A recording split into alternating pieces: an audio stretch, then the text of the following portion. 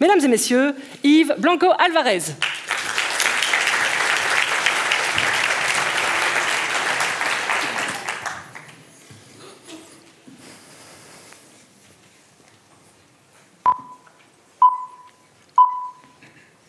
Sur Tinder, il faut en moyenne plus de 50 matchs pour se trouver un rencard, et presque 300 pour une relation sérieuse.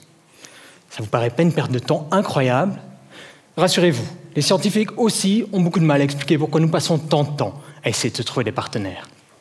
Moi, j'essaie de l'expliquer grâce au Rivulus, un petit poisson au système de reproduction unique parmi les vertébrés. Chez le Rivulus, pas de femelles, mais plutôt des hermaphrodites et des mâles. Le plus souvent, ces mâles sont extrêmement rares, mais ce n'est pas un problème, parce que les hermaphrodites sont très contents de se reproduire tout seuls. Dans quelques populations, par contre, les conditions environnementales sont responsables de l'apparition de beaucoup plus de mâles. Par exemple, parce que les œufs sont développés à basse température. Cet effet du milieu extérieur sur le développement de notre Rivulus, il est possible grâce à ce qu'on appelle l'épigénétique. Alors, qu'est-ce que l'épigénétique? Eh bien, imaginez les cellules de votre corps sur les instruments d'un orchestre. La partition complète de la symphonie est la même pour tout le monde, mais chacun n'en joue qu'une petite partie.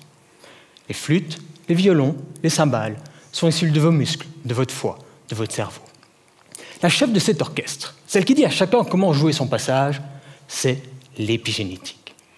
En bonne chef d'orchestre qui sera attentive aux réactions de son public, l'épigénétique est influencée par ce qui l'entoure, et elle est capable de modifier l'utilisation des gènes d'un organisme en fonction de son environnement, pour l'aider à s'adapter et à survivre.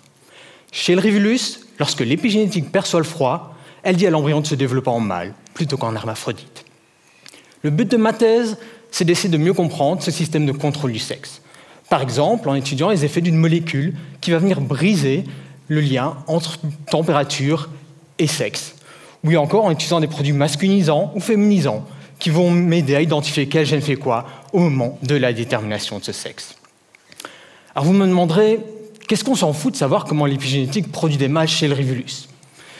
Eh bien, comprendre ce phénomène est essentiel pour pouvoir identifier dans quelles conditions produire des mâles vaut la peine.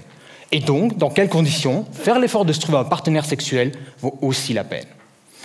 Alors bien sûr, on sait que se reproduire avec un partenaire peut avoir des avantages, parce que le sexe aussi permet l'adaptation et la survie des espèces. Mais même si les animaux ne perdent pas leur temps sur Tinder, se trouver un compagnon leur demande énormément d'énergie. Il faut faire le beau ou la belle, il faut parfois affronter des rivaux. Et au bout du compte, même quand on a du succès, on est quand même obligé de s'accoupler avec quelqu'un qui risque de nous refiler une tripotée de maladies. Malgré tout ça, on s'obstine à se trouver des partenaires. Et si on veut vraiment comprendre pourquoi on est prêt à payer le prix de ce système de reproduction, la première étape est peut-être de comprendre pourquoi certaines populations de Rivulus l'ont adopté, alors que d'autres s'en passent très bien. Alors soyez patients.